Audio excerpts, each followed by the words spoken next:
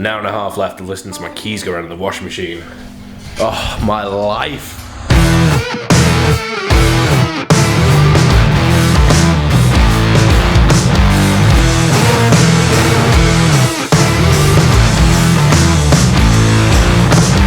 For anyone who knows me, I think it's safe to say I'm not a morning person. But one thing everyone keeps saying is such a great thing to do out here is climb up Mam Tor to watch the sunrise. I don't think once in my life I've climbed anything to watch a sunrise. I don't think once in my life I've been up to watch a sunrise. But for some reason this morning I got up real early and that's the only thought that was in my mind. So I'm here at the top of Mam Tor. Let's have a look at some sunrise.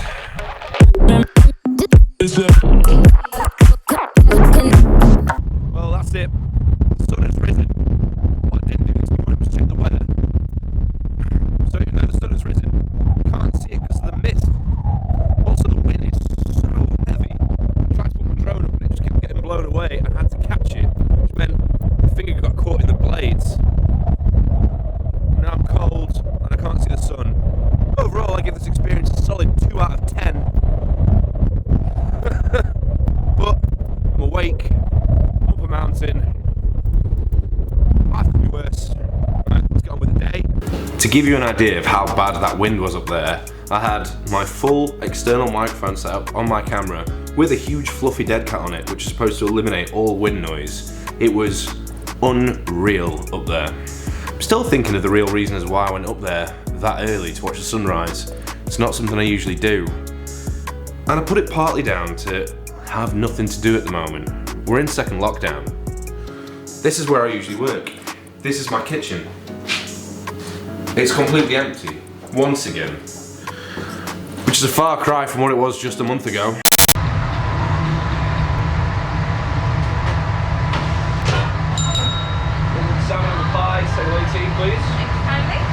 Now, one of the reasons I want to talk about today is because, as everyone knows, we've entered a second lockdown.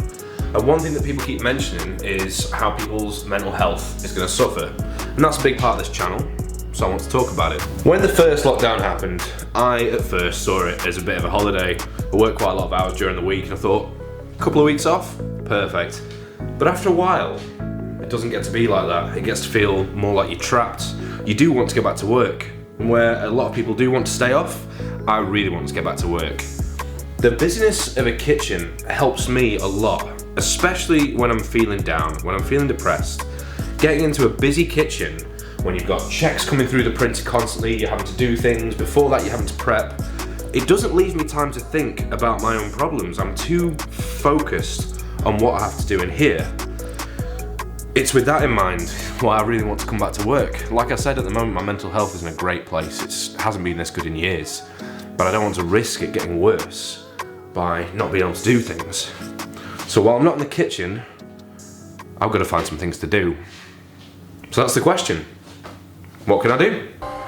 Since the pub's not open until December, now's the perfect time, weirdly, to put up some Christmas decorations, which our manager started today. Let's go give her a hand.